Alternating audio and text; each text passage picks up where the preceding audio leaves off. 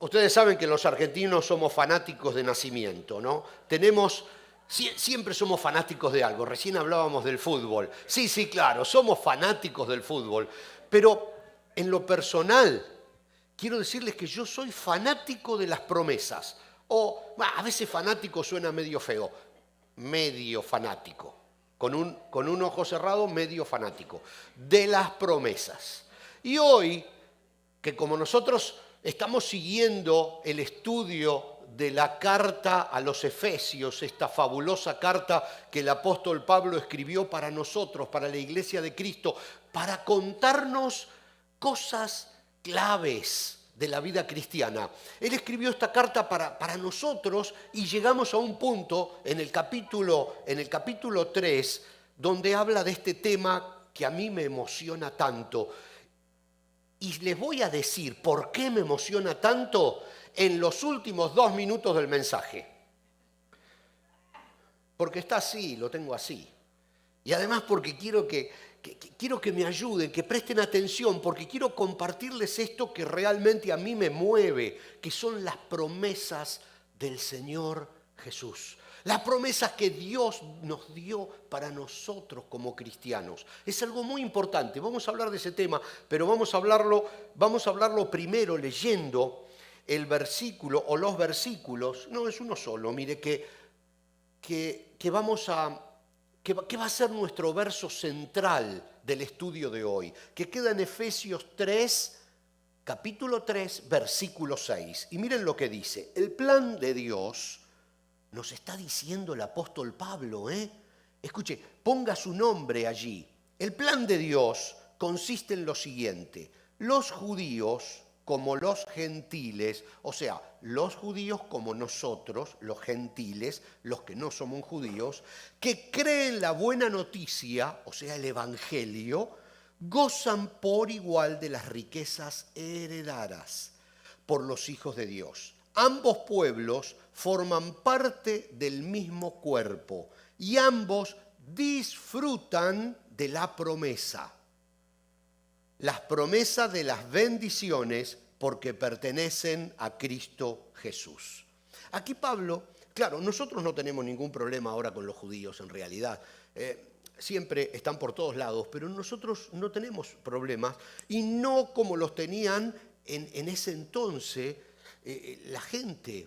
Porque recuerden que había una gran división entre los judíos y los no judíos que habían creído el Evangelio de Jesucristo. También estaban los judíos que habían creído en el Evangelio de Jesucristo. Todos los discípulos eran judíos, pero también había pueblos de Asia especialmente que habían sido conquistados por el Imperio Romano y que los apóstoles y los discípulos habían ido a predicarles el Evangelio. Esa gente había creído, pero no eran judíos. Entonces los judíos decían, ¿cómo? A ver, momentito, el Dios es nuestro Dios.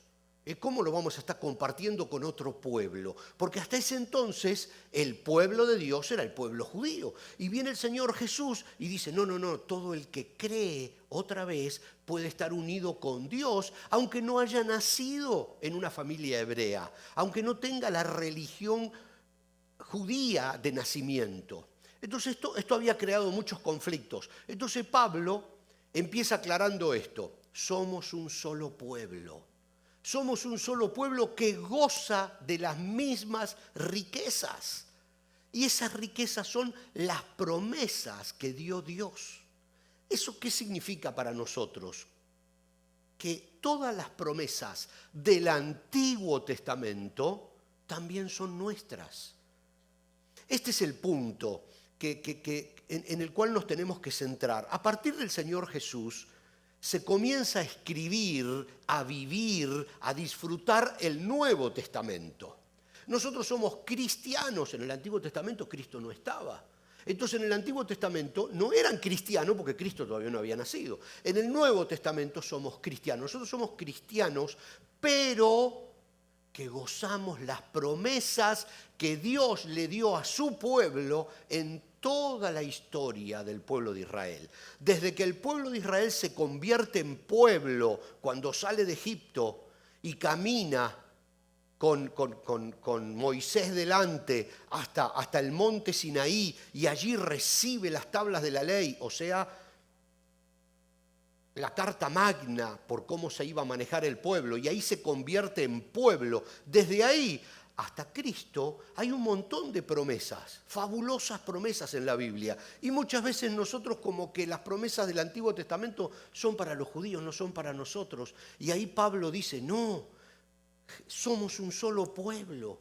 Las mismas promesas son para nosotros, hay que agarrarlas, hay que hacerlas nuestras.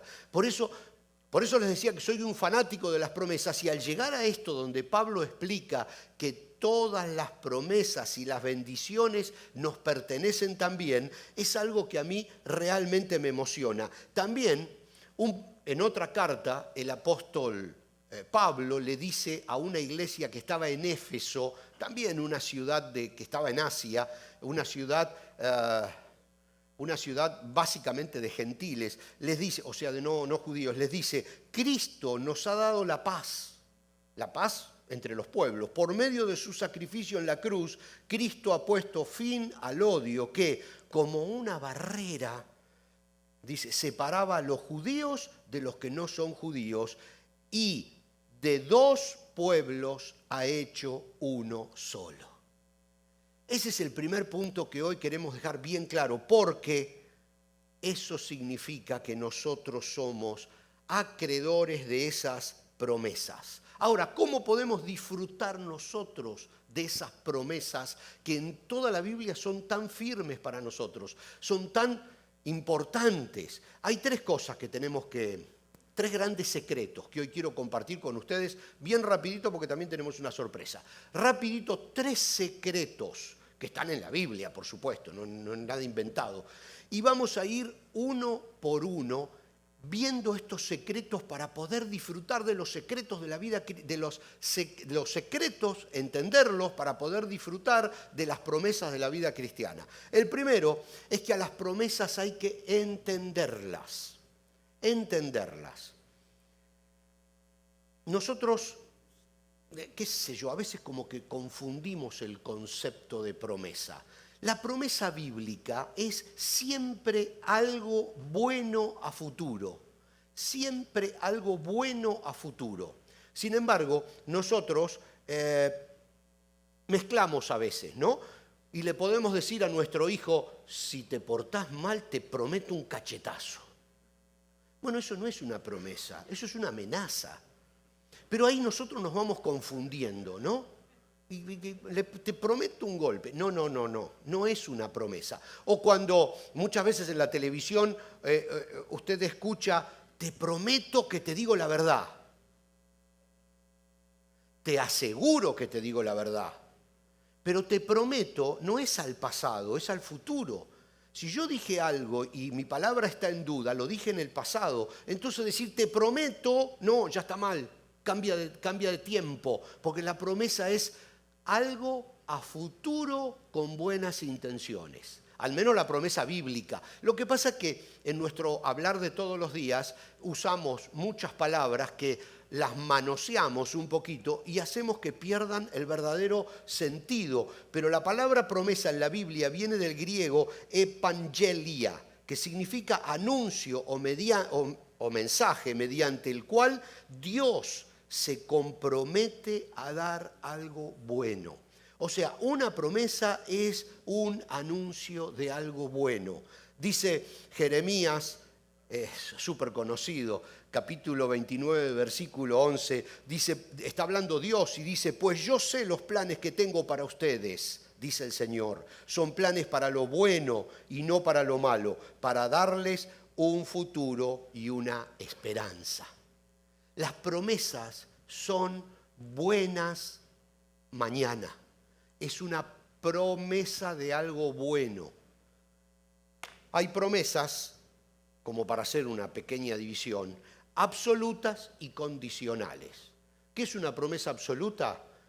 El Señor Jesús prometió que va a volver. Y va a volver. Es absoluta, punto. No importa lo que hagamos, lo que dejemos de hacer, va a volver, ya está. No depende de nosotros, pero hay promesas condicionales, que nosotros tenemos que hacer algo para alcanzar esa promesa. Si no hacemos ese algo, no alcanzamos la promesa. Entonces, esa primera división es sumamente importante. Fíjense que recibir una promesa confiable a futuro, entenderla bien, modifica nuestro presente.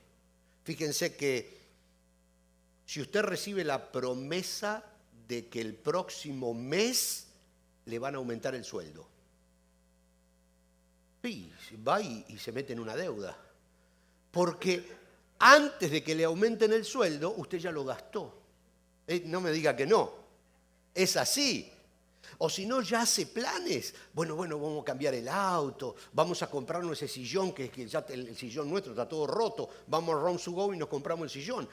Todavía no recibió el dinero, pero tiene la promesa de que lo va a recibir y esa promesa le modifica el presente. Esa promesa de futuro le modifica el presente. Fíjense, la promesa de un mejor auto. Supongamos que usted va a un dealer ahora y da un anticipo para un nuevo carro. Usted empieza a ver ese carro en todas las esquinas, antes nunca lo había visto. Ese mismo modelo, ese mismo color.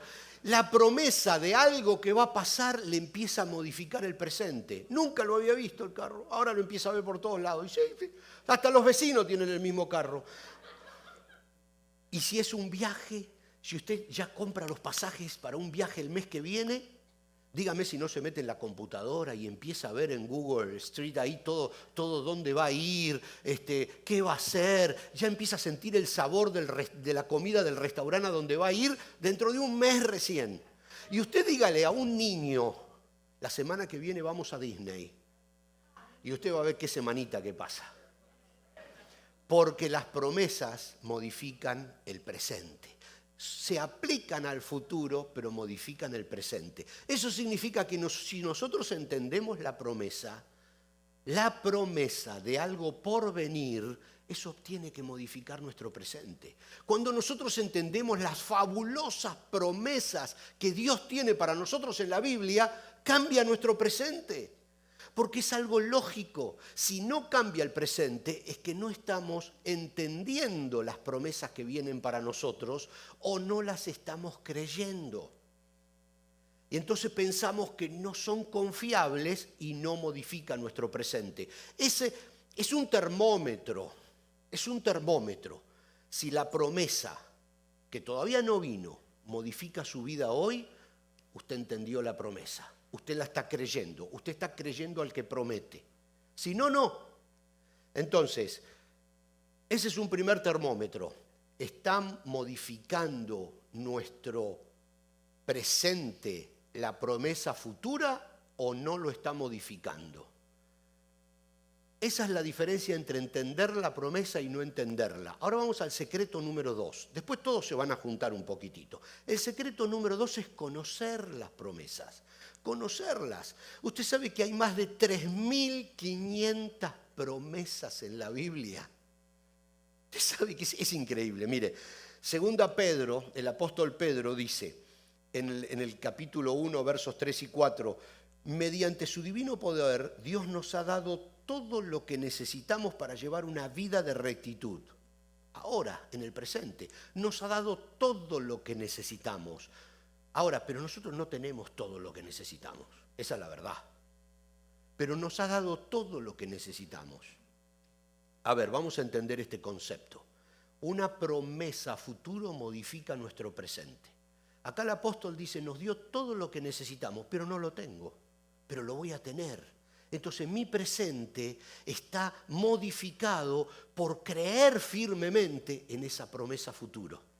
¿Se dan cuenta? Yo miro la vida de otra manera cuando entiendo y conozco la promesa. Y sigue diciendo, todo esto lo recibimos al llegar a conocer a aquel que nos llamó por medio de su maravillosa gloria y excelencia.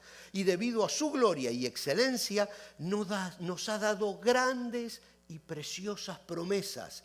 Estas promesas hacen posible que ustedes participen de la naturaleza divina y escapen de la corrupción del mundo causada por los deseos humanos. Quiere decir que por las promesas nosotros empezamos a vivir el cielo aquí. porque las promesas modifican nuestro presente. Cuando las entendemos, cuando las creemos y cuando las conocemos. Hay promesas de cuidado, hay promesas de control, de ánimo, de salud, de compañía. Y si no sabe qué promesa, ponga en Google promesas de Dios y usted va a tener miles de promesas. Pasajes bíblicos en todas las versiones. Y entonces usted dice, usted se siente desanimado un día, entre al teléfono, a la computadora y ponga promesas de Dios que me den ánimo. Y usted va a tener 100, 200 promesas de Dios bíblicas con ánimo para su vida. Si usted está enfermo, diga promesas de Dios de salud. Y va a encontrar un montón de promesas donde dice, yo te voy a sostener de tu mano, yo por mi llaga, dice, ustedes fueron curados. Ahora, ¿nos vamos a curar?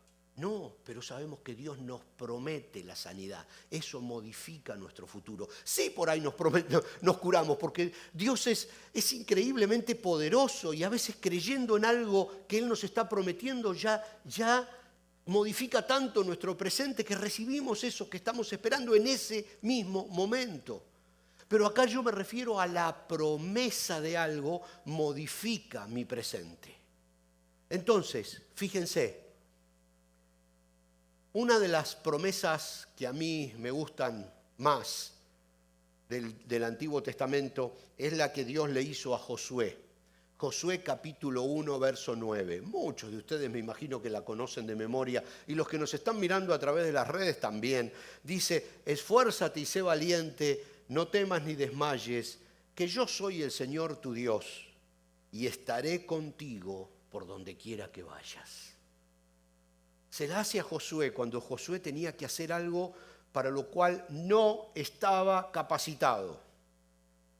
No sabía hacer lo que Dios le mandaba a hacer. No tenía el don, no tenía la experiencia, no tenía ni siquiera el ánimo para hacerlo. Si había muerto Moisés, 40 años de trabajo para llevar al pueblo a la tierra prometida. Si había muerto Moisés y Dios le dice a Josué, te toca cruzar al pueblo.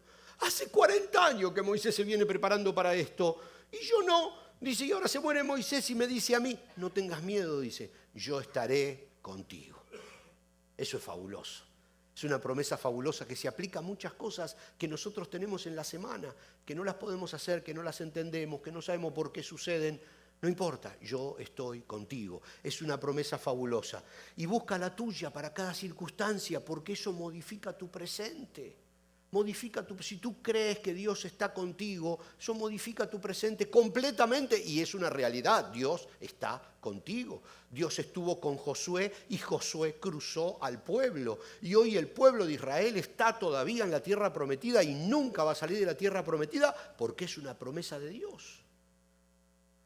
Tercer secreto, y ya los vamos a unir todos porque, se me alarga la lengua.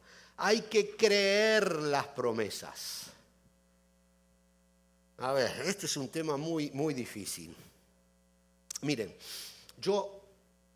hay ilustraciones que para mí me parece que son gloriosas. Es como que hay ilustraciones que parecería que están en la Biblia de tan claras que son.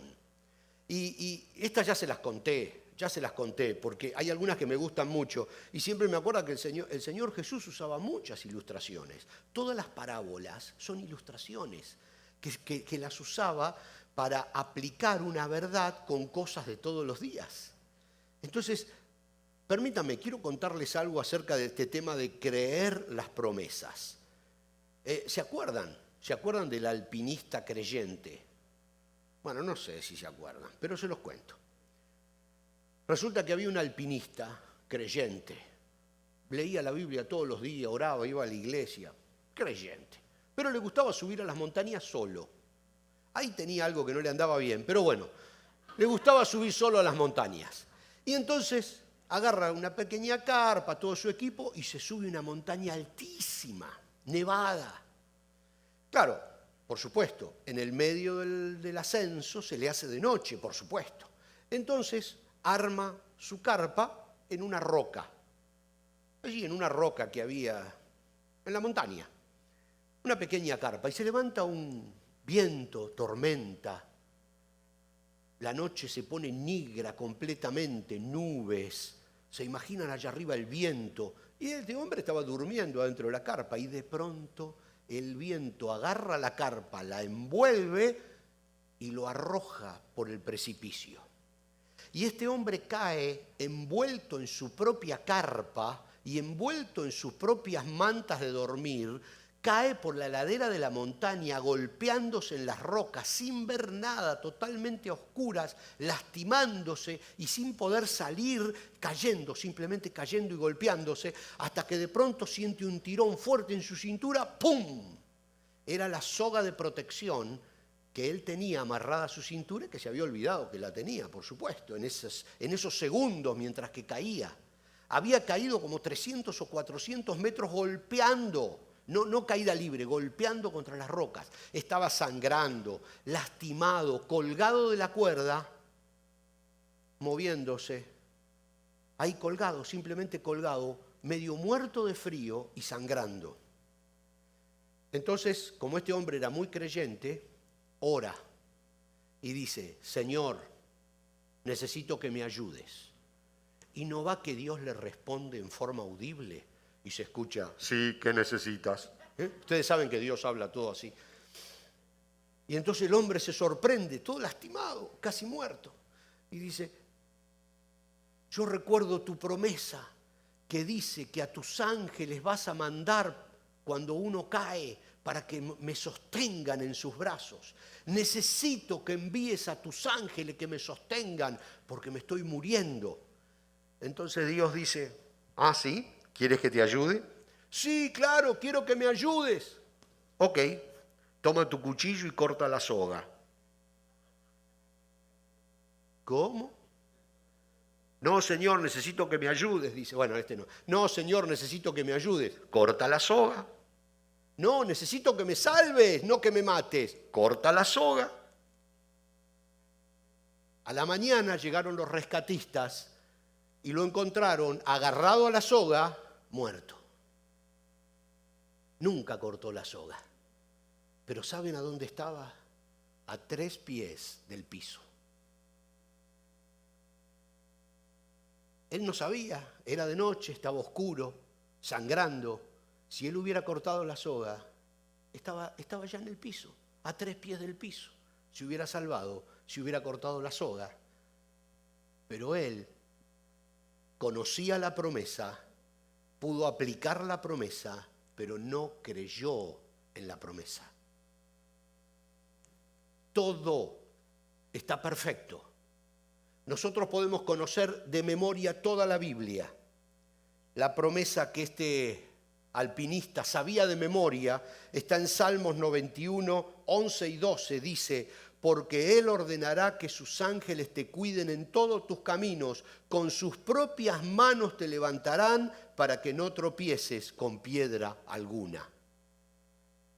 Él conocía la promesa, pero no creía en el que prometió. Si él hubiera cortado esa soga, caía a 3 pies y se salvaba. Ya estaba allí. Sin embargo, no lo hizo. Ahora la pregunta es, ¿usted hubiera cortado la soga? Bueno, a mí la montaña no me gusta, así que no creo que me ponga en esa situación. Pero, ¿hubiera cortado la soga? Ese es el punto clave en creer en el que prometió, la confianza. Dice, la confianza es una esperanza firme, dice el diccionario, un ancla, la seguridad absoluta que se tiene de que alguien es capaz de actuar en forma previsible en una determinada situación. Dios le dijo, confía en mí, y Dios te dice, confía en mí. Recuerda que alguna vez en una situación similar yo te ayudé. Recuerda. Esta es una de las cosas que son importantes para creerle a Dios. Recordar que antes nos ayudó. ¿Alguna vez te sanó? ¿Alguna vez te dio algo que necesitabas? ¿Alguna vez puso comida en tu mesa cuando sospechabas que no la ibas a tener? Bueno, es el mismo Dios. sigue siendo el mismo. Entonces, cuando nosotros recordamos que Dios nos ayudó en el pasado, la pregunta es, si sigue siendo el mismo, ¿no nos puede ayudar ahora? Sí, entonces eso renueva nuestra confianza. Dios dice, yo soy el Dios, le decía a Josué, le decía, yo soy el Dios que te sacó de Egipto. Yo soy el Dios que abrió el mar para que pases en seco. Yo soy el Dios que hizo caer pan del cielo y que hizo que los pajaritos se chocaran contra ustedes cuando no tenían que comer y que hice salir agua de la piedra. Yo soy ese Dios, dice. ¿Cómo no te voy a ayudar para cruzar y conquistar la tierra prometida? Entonces Josué dice, es verdad, es verdad. Eres un Dios que ya me ayudó antes mucho. ¿Por qué no me va a ayudar ahora? Tengo que creer en ese Dios. Tengo que creer que Dios es un Dios confiable.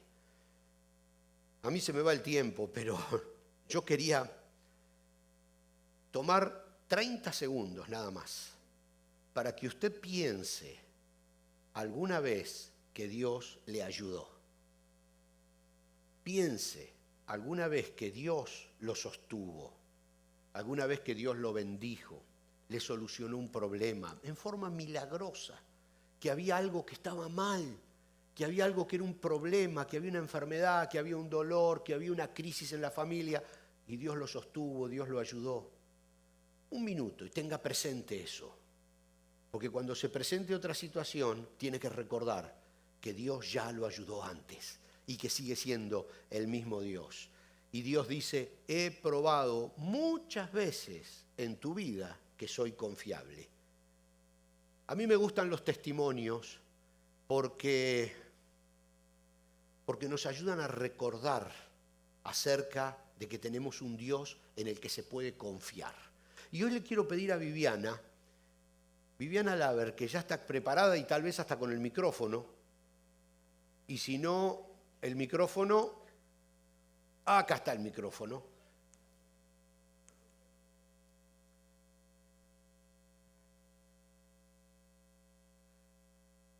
Bueno, tiene 30 segundos menos por no tener el micrófono. Hola. Ahora sí, Viviana les va a contar algo que acaba de suceder en su vida. Viviana. Bueno, les quiero comentar, todos saben que soy realtor y hace un año que empecé a moverme todo mi trabajo a Lehigh. El que no conoce Lehigh está pegadito a Fort Myers.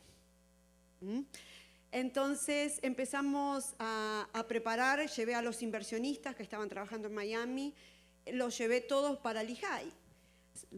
Ellos van a donde yo les digo, porque confían mucho en mí, en una gran responsabilidad y bueno, digo, miren, se está construyendo allá, empezamos un año trabajando allí. Después de un año construimos las casas hasta el techo. El lunes estuve ahí con unos inversionistas mirando las construcciones y bueno, un poco asustados por el huracán, pero no, va para Tampa, no pasa nada, va para Tampa. No pasa nada, digamos, en las propiedades de los inversionistas, ¿no? Porque pasar iba a pasar, lamentablemente. Pero nada, estaba tranquila, estuvimos con Tony ahí el lunes, el martes volvimos ya con mucha lluvia, pero va para Tampa. Resulta que cuando llego acá, mi hija me dice, no va para Tampa, va para Fort Myers. Y había tenido una semana bastante difíciles, se me habían caído unos cierres y había puesto toda mi energía allá y estaba como muy, muy débil. Mentalmente, por todas las pruebas que había tenido y como que esto fue un golpe difícil porque todos sabíamos que era un huracán categoría 5 prácticamente y yo había puesto toda mi energía ahí, no tenía nada acá y no era un trabajo que se me caía, era el trabajo del que yo iba a vivir todo el año, íbamos a vivir el próximo año. La verdad que me puse muy mal, muy me agarró mucha ansiedad, me empezó a doler el pecho, Dije, Señor, 1 año trabajando, Señor, 1 año, y ahora tenemos que pasar por esto. Me olvidé quién era Dios. Pero bueno, ahí mis hijas me estuvieron levantando y dicen, mami, ¿cuántas veces el Señor te rescató? ¿Cómo no te va a rescatar ahora? Mami, tenés que confiar en el Señor, tenés que confiar. Pero bueno, había sido cuando uno está un poco débil, Satanás se aprovecha de esa debilidad y o uno se hunde o te agarrás del Señor con toda tu fuerza. Ahí uno tiene que tomar la decisión, como dijo el pastor, confía en las promesas o uno cae, ¿no? El asunto es que al otro día seguía con esa angustia, pero en mi devocional a la mañana, con esa angustia abro la Biblia y no es que hice así con el dedo, sino era lo que me tocaba ese día que yo venía estudiando el libro de Mateo. A ver si puedo leer con mis ojos llorosos. Lo primero que leo, Mateo 16:8. ¿Tienen tan poca fe? ¿Por qué discuten los unos con los otros por no tener pan? ¿Todavía no entienden? Y esto que leo ahora fue lo que ¿No recuerdan los 5,000 que alimenté con 5 panes y las canastas con sobras que recogieron? Ni los 4,000 que alimenté con 7 panes, ni las grandes canastas con sobras que recogieron. ¿No te acordás, Viviana, las veces que yo te alimenté? ¿No te acordás, Viviana, las veces que yo te saqué? Sí, Señor, pero es 1 año y es el huracán 5, Señor, no. Cuando leí esto, nada, a descansar en el Señor, a descansar en el Señor. El developer me mandó un video, no sé si lo tienen, de antes que se cortara el Wi-Fi. No sé si lo tienen ahí sí se puede ver, ¿se ve? No sé si se escucha, pero se ve cómo se mueve todo ahí. No sé si se alcanza a ver. Esa es la construcción. Orando sobre el video, que el Señor guarde esa construcción. El developer me dijo, bueno, nada, tendremos video hasta que se corte. Se cortó, o sea, no tuve más conexión, nada. Pasó todo el día del huracán y realmente tuve paz, tuve tranquilidad y sabía que el Señor estaba en control. Lo que pasara, Él estaba en control. Al otro día el developer me manda esperando todo el mundo, orando todo el mundo, mis nietos, mis hijos, mis amigos, mi familia en Argentina, orando por las casas, eran 6 casas. Al otro día el ingeniero me manda una foto de nuestras casas. A ver si lo tienen por ahí. Esa es mi casa, en pie. En pie. Cuando me mandó esto, no tuve más que agradecerle al Señor, porque no es una que estaba en pie, estaban todas. Gracias. Aparte de eso, ayer hice FaceTime y me mandó fotos de las casas que estaban al lado. A ver si hay fotos, no sé si mandé fotos. No, esas no están. Las casas de al lado. El primer video fueron las casas de al lado. No la vi. Las casas al lado. El primer video eran las casas de al lado que estaban todas destruidas. Esa no lo veo de acá.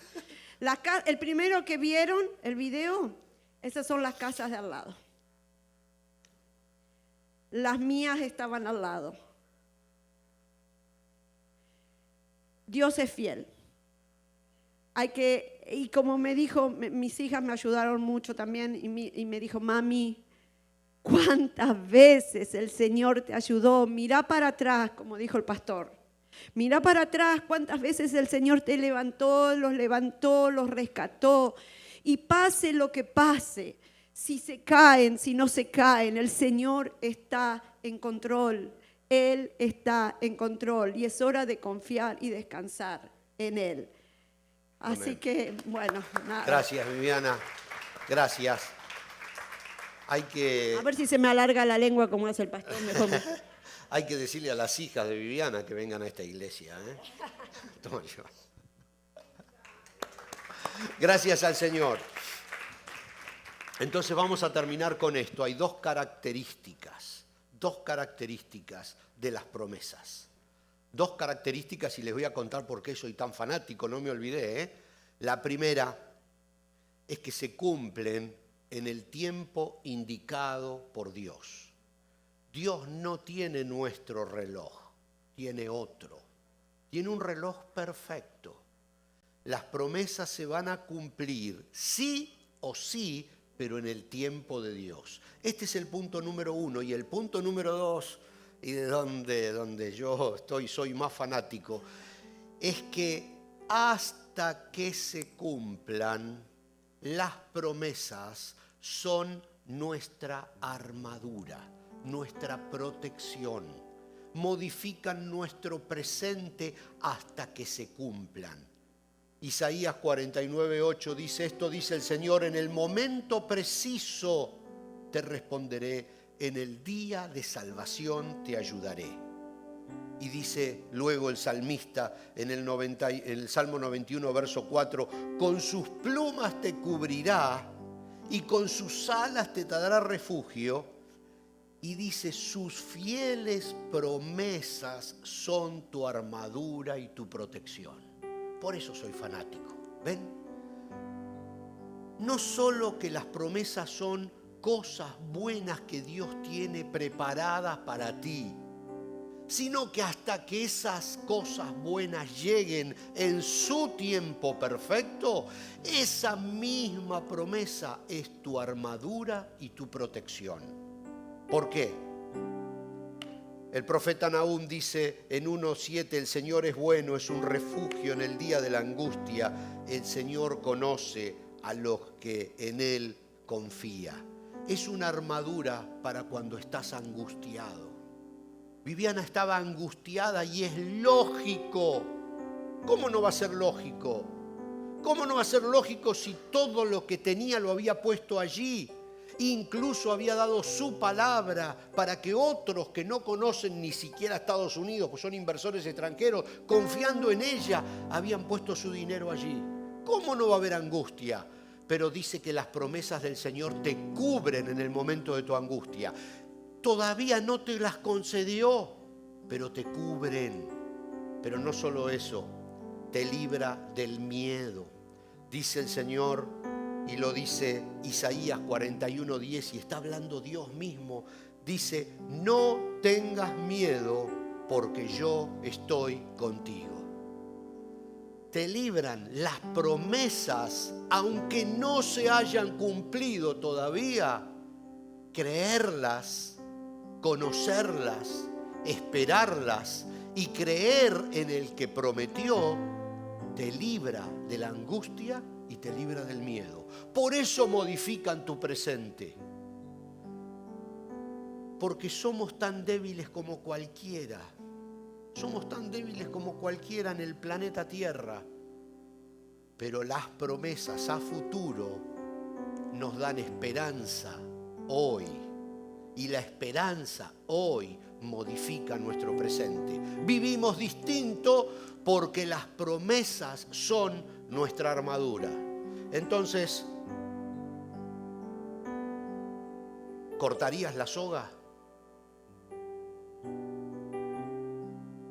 Cuando llegue ese momento, tú tienes que resolverlo. ¿Cortarías la soga? No es fácil, ¿eh? No es fácil cuando uno piensa que todo lo lógico y lo coherente por lo que trabajaste y lo que luchaste se está desmoronando, y no es lógico pensar que Dios tiene otra cosa buena para ti. No, no es lógico. Humanamente no es lógico. Por eso humanamente nos angustiamos y humanamente tenemos miedo. Pero esas promesas son las que nos cubren del miedo y de la angustia. Por eso como cristianos podemos vivir en victoria aunque nos estén quemando. Esa es la gran diferencia.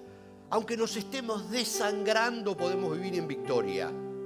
no por la victoria presente, sino por la victoria futura, y porque esa victoria futura, cuando la creemos, modifica nuestro presente. Vamos a ponernos de pie, vamos a entregar el resto de esta semana en manos de Dios, para que Él nos dé la fortaleza que se necesita para descansar en Él, descansar en sus promesas, aunque vengan degollando, como decía un gaucho argentino, aunque vengan con lo peor, seguimos confiando en sus promesas y confiando en que Él está con nosotros porque así lo prometió. Y después vamos a tener otro momento muy lindo de intimidad, porque hoy vamos a compartir juntos el recuerdo de la última cena del Señor Jesús, cuando Él dijo: a partir de aquí hay una nueva vida para ustedes.